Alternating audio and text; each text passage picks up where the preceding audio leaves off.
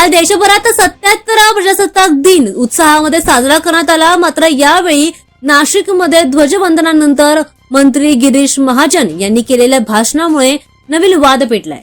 महाजन यांनी आपल्या भाषणात डॉक्टर बाबासाहेब आंबेडकर यांचं नाव न घेतल्यामुळे वन विभागाच्या माधवी जाधव या महिला कर्मचाऱ्याने आक्षेप घेतला, मोठ्या प्रमाणामध्ये संताप व्यक्त केला आणि यानंतर हे प्रकरण अधिकच चिघळत गेलं। यानंतर आज गिरीश महाजन यांनी स्वतः यावर स्पष्टीकरण दिलंय। या व्हिडिओमधून त्यांनी काय म्हटलंय बघूयात।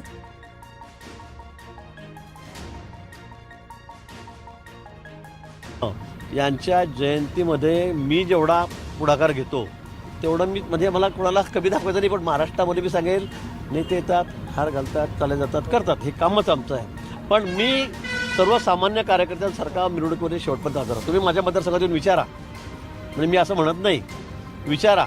म्हणजे सगळ्या जयंतीसाठी आग्रही असतो, तालुक्यामध्ये सगळ्या गावात जयंती निघाली असते म्हणून आग्रही असतो, तिथे सगळी वाजगाजची व्यवस्थासुद्धा मी करत असतो। आणि प्रत्येक निवडणुकीमध्ये ट्रॅक्टर सुरुवात असेपर्यंत त्याच्यावर बसून लेझिम खेळताना तुम्हीच मला दाखवतात। 40 वर्षामध्ये एकही वर्ष असं झालं नसेल की अंगामध्ये मी निळा शर्ट घालून बाबासाहेबांची जयंती साजरी केली नाही, एकही वर्ष असं नसेल। म्हणजे तुम्ही सगळे तुमच्याकडे तुम्हीच दाखवलेलं क्लिप सगळ्या चॅनलवर तुम्ही दाखवतात। आणि खऱ्या अर्थाने बाबासाहेबांचे विचार असतील, समरसता असतील, ते जोपर्यंत मी काम करतो। माझ्या मतदारसंघात तुम्ही विचारा, प्रत्येक लग्न कार्यात, मरणात असं एकही विषय नसतो की मी त्या ठिकाणी जात नाही। वाड्यात जाऊन जेवणारा मंत्री असताना आजपर्यंत सुद्धा मी कार्यकर्ता आहे। मी मातंग समाजाचा आमचा वाडा समोर आहे, तिथे जाऊन मी त्या ठिकाणी जेवण करत असेल, लग्नात जात असेल, अण्णाभाऊ साठेंची जयंती माझा किती त्या ठिकाणी पुढाकार असतो। वाल्मिकी समाजाचा आमचा वाडा आहे, त्या ठिकाणी सुद्धा त्या ठिकाणी त्यांच्या कार्यक्रमाला जाऊन त्यांच्या घरामध्ये बसून मी खऱ्या अर्थाने सामाजिक समरसता जोपणारा कार्यकर्ता आहे। मी संघाच्या मुशीत वाढलेलो आहे, ते मला माहीत आहे काय काय नाही। आणि म्हणून मला असं वाटतं की सगळ्यात मोठा पुढाकार घेणारा माणूस मी। आमच्या गावामध्ये जामनेरमध्ये एवढं मोठं शहर आहे, एकही पुतळा नव्हता।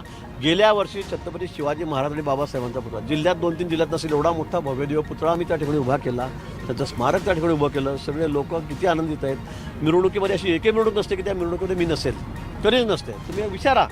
पण आता अनावधानाने एखादं नाव घ्यायचं राहून गेलं आणि म्हणून मला वाटतं त्याच्याबद्दल एवढं गोंधळ कशासाठी काही फार मी जाणीवपूर्वक काहीतरी अर्वाच्य बोललो, उलटं सुलटं बोललो, पण नाव राहिलं म्हणून तुम्ही एवढं त्याचं हे करावं, मला काही समजलं नाही हा विषय। तर कसा आला विषय, कशामुळे आला असं नाही आहे।